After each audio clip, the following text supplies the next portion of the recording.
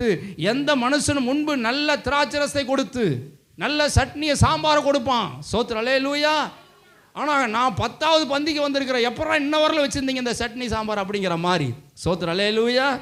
கவனிங்க, எனக்கு அருமையான ஜனங்கள் திருப்தி அடைந்த பின்பு ருசி குறைந்ததை கொடுப்பான். நீரோ நல்ல ரசத்தை இதுவரைக்கும் எங்களுக்காக வைத்திருந்தீரே அப்படின்னு சொல்லி மணவாளனை புகழ்கிறான். அல்லேலூயா.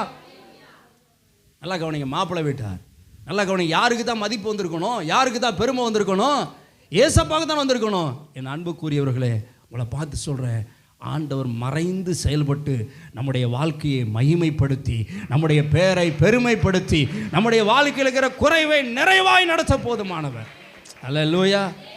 மனுஷருக்கு முன்பாக ஒரு நாள் வெக்கப்பட்டு போக விட மாட்டாருங்க. உற்றார் உறவினர்கள் மத்தியில் வெக்கப்பட்டு போக ஆண்டவர் விட மாட்டாருங்க. அல்லேலூயா.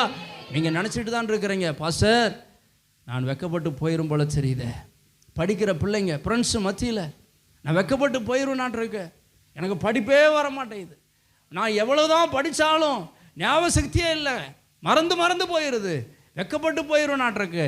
இல்லை, சோத்திரம் அல்லேலூயா.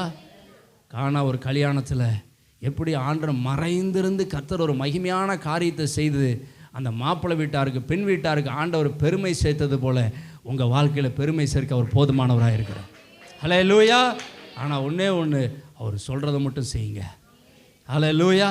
அவருடைய சமூகத்தில் அந்த கட்சாடி தண்ணினால் நிரப்பினது போல தேவ பிரசனத்தில் நிரம்பிடுங்க, ஜெபத்தில் நிரம்பிடுங்க, விசுவாசத்தில் நிரம்பிடுங்க, அவரோடு கூட ஐக்கியப்பட்டுருங்க.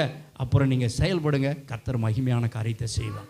கட்சாடியில் இந்த தண்ணீர் திராட்சை ரசமாய் மாறினது போல் உங்கள் வாழ்க்கை அநேகருக்கு ஆசீர்வாதமாக இருக்கும். உங்கள் வாழ்க்கை, உங்கள் குடும்பம் அநேகருக்கு மகிமையாக இருக்கும். எத்தனை பேர் ஆமென்னு சொல்கிறீங்க? அந்த வசனத்தை நீங்கள் படிச்சிங்கன்னா 11ஆம் வசனம், விதமாக இயேசு இந்த முதலாம் அற்புதத்தை கலிலேயா உள்ள கானா ஊரில் செய்து தம்முடைய மகிமையை வெளிப்படுத்தினார். அவருடைய சீசைகள் அவரிடத்தில் விசுவாசம் வைத்தார்கள். ஒரு அல்லையா சொல்லுங்களேன். முதலாம் அற்புதத்தை ஆண்டவர் செய்தாராம்.